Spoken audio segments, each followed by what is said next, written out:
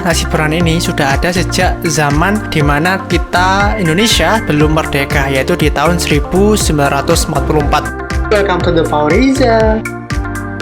Hai Sobat Ngiler, jumpa lagi dengan saya Ega Faoriza. Bagaimana kabarnya dalam suasana lebaran? Semoga baik-baik saja. Kami dari The Faoriza mengucapkan Selamat Hari Raya Idul Fitri 1422 Hijriah. Mohon maaf lahir dan batin, dan taqabbalallahu minna wa minkum. Pada kali ini saya tidak akan mereview sebuah makanan, tapi di sini kita masuk pada sesi kulinerpedia, yaitu suatu sesi di mana saya akan membahas suatu makanan secara detail dan juga kita akan mendiskusikan mulai dari sejarahnya dan juga bagaimana perkembangannya di masyarakat. Pada kali ini aku akan membahas suatu makanan yang merupakan makanan khas daerah Lamongan, yaitu nasi boranan. Bagi kalian Sobat Ngiler yang belum subscribe channel ini, yaitu channel The Faoriza, silahkan kalian tekan tombol subscribe. Tombol subscribe ada di sebelah kanan bawah. Tombol subscribe adalah suatu tombol ajaib yang membuat kalian menjadi semakin ngiler. Jadi, tekan tombol subscribe-nya sekarang juga. Tak tungguin. Subscribe, subscribe, subscribe. Jadi Sobat Ngiler, kemarin H+2 Lebaran, kami sekeluarga jalan-jalan ke Lamongan. Kita membeli nasi boranan, akan tetapi ingin hati kita mereview makanannya di rumah. Tetapi karena kita terlalu lama di Lamongan dan kemudian ketika balik ke rumah, ternyata nasinya sudah basi, jadi tidak bisa kami review. Jadi sekarang saya akan membahasnya dalam bentuk bahasan secara rinci tentang nasi boranan. Jadi Sobat Ngiler, nasi boranan itu adalah suatu nasi yang mana di situ ada bumbu merah yang kemudian di situ ditambah beberapa rempah-rempah ya, yang pastinya dengan bumbu rahasia. Dan di situ ada beberapa lauk yang ditawarkan yang bisa kita pilih, yaitu di sana ada ayam, kemudian ada ceker, ada ampela, ada telur, dan sementara ikannya ada di situ ada ikan sili yang merupakan ikan yang mahal ya, mahal untuk nasi boranan. Dan kemudian di situ juga ada ikan kutuk dan juga ada ikan bandeng. Nah, pilihan ikannya banyak sekali dan di situ rasanya khas banget. Kalau kita lihat sekilas itu nasi boranan ini hampir mirip penampilannya dengan bumbu Bali, yaitu bumbu merah. Akan tetapi untuk rasanya beda sekali dengan bumbu Bali. Selain dilengkapi oleh lauk utama tadi, nasi boranan ini juga dilengkapi oleh beberapa menu pelengkapnya, yaitu diantaranya ada urapan yang merupakan kulup-kulupan, dan kemudian di situ juga dilengkapi oleh rempeyek, kemudian dilengkapi juga dengan empuk-empuk, yaitu semacam cakwe ya, yang rasanya hampir mirip cakwe. Kemudian di situ juga biasanya juga ada tambahan seperti tempe ataupun tahu. Nasi boranan ini biasanya dibungkus oleh daun pisang dan kemudian dibalut lagi oleh kertas. Nah, daun pisang ini akan menambah harumnya dari nasi boranan ini.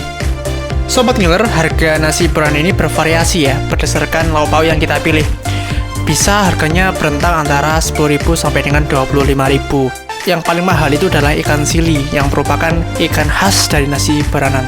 Mengapa sih ikan sili ini mahal? Menurut saya, rasanya pun tidak terlalu spesial ya, hampir mirip dengan ikan-ikan lainnya. Nah, tetapi mengapa harganya mahal? Setelah saya telusuri, ternyata ikan sili ini merupakan ikan yang hidup di daerah sungai maupun air rawa yang merupakan ekosistem yang liar, dan ikan sili ini sampai sekarang ini tidak bisa dibudidayakan secara massal. Nah, itulah alasan mengapa harga ikan sili ini paling mahal pada nasi boranan. Nah, Sobat Ngiler, ternyata kebanyakan penjual nasi boranan ini merupakan orang yang berasal dari satu desa, yaitu Desa Sumberjo yang berada di Kecamatan Lamongan. Nah, desa ini kebanyakan memang mereka pekerjaannya adalah menjual nasi boranan. Mereka menjual nasi boranan ini diturunkan secara turun-temurun. Menurut salah satu sumber, yaitu salah satu penjual nasi boranan ini, hampir 80% dari penjual nasi boranan ini berasal dari desa ini. Dan sisanya itu adalah orang-orang yang sudah keluar dari desa dan kemudian nikah dengan orang lain dan kemudian mewarisi ilmu membuat nasi boranan tersebut dan kemudian berjualan nasi boranan. Nah, Sobat Ngiler, ada fakta lagi yang menarik, yaitu sebagian besar dan bahkan hampir semuanya penjual nasi boranan itu mereka lebih memilih untuk berjualan di pinggir jalan atau tepi jalan, dan mereka biasanya ngemper di tepi jalan, dan mereka akan menetapi tempat itu secara terus-menerus. Selain ngemper di tepi jalan, mereka biasanya berjualannya berkelompok, dalam artian bukan hanya satu orang yang di lokasi tertentu tersebut, tetapi biasanya sekumpulan penjual nasi boranan. Sobat Ngiler, nama Boran itu sebenarnya adalah suatu tempat atau wadah nasi yang terbuat dari anyaman bambu yang biasanya digendong dengan selendang. Akan tetapi sekarang karena zamannya sudah modern dan mereka kebanyakan penjualnya sudah memiliki kendaraan, jadi mereka tidak lagi menjual nasi boran itu dengan berkeliling dengan cara menggendong, tetapi mereka lebih memilih untuk bertempat di suatu tempat. Ternyata nasi boran ini sudah ada sejak zaman dimana kita Indonesia belum merdeka, yaitu di tahun 1944. Yang pada waktu itu ceritanya cuma ada satu orang yang menjual nasi boranan. Kemudian di tahun 1945, yaitu pada tahun kemerdekaan Indonesia, kemudian ada permunculan beberapa orang yang meniru untuk membuat dan menjual nasi boranan. Dan sampai sekarang ini pun kebanyakan penjualnya itu berasal dari satu desa, yaitu Desa Sumberjo, yang mana pada awalnya penjual yang pertama yaitu berasal dari Dusun Kautan, Desa Sumberjo. Tak hanya rasanya yang unik, akan tetapi cara memasaknya juga pun unik. Sampai sekarang ini pun, pada zaman modern ini pun, mereka para penjual nasi boran ini masih memasak nasi dan juga lauk pauk serta lainnya itu dengan menggunakan kayu bakar. Karena dengan menggunakan kayu bakar itu ada sensasi atau rasa yang lebih sedap dibandingkan dengan menggunakan LPG atau kompor. Selain memasaknya menggunakan kayu bakar, ternyata cara pembuatan sambal pada nasi boran ini pun juga spesial. Sambal pada nasi boran ini terdapat dua jenis, yaitu yang pertama adalah sambal kuah dan yang kedua adalah sambal urap. Sambal kuah ini biasanya digunakan sebagai kuah, yaitu semacam bumbu, seperti bumbu yang dituangkan untuk memberikan rasa pada nasi boran ini. Jadi ketika penjualnya mengambil nasi, kemudian di situ beri lauk pauk, nah penjualnya ini akan menuangkan kuah ke atas nasi dan juga lauk pauk tadi, sehingga memberikan aroma yang sedap. Nah, sambal kuah ini biasanya terbuat dari beberapa rempah-rempah, yaitu seperti cabai rawit dan cabai merah yang direbus, kemudian juga ditambahi bawang merah dan bawang putih yang digoreng, kemudian juga ditambahi kelapa yang diparut, dan juga ditambahi beras mentah yang sudah direndam. Sedangkan satunya lagi yaitu sambal urap. Sambal urap ini digunakan sebagai bumbu dari urapan, yaitu urapannya terbuat dari sayuran berupa kecambah dan juga daun singkong atau daun menyok.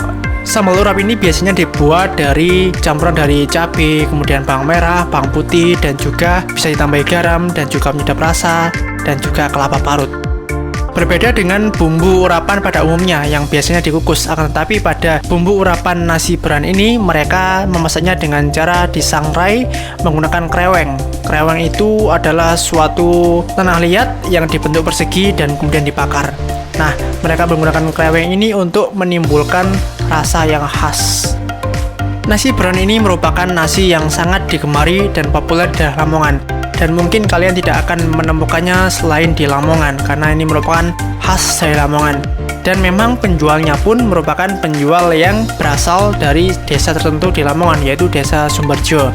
Tidak banyak orang yang bisa atau tahu tentang resep pembuatan nasi boranan.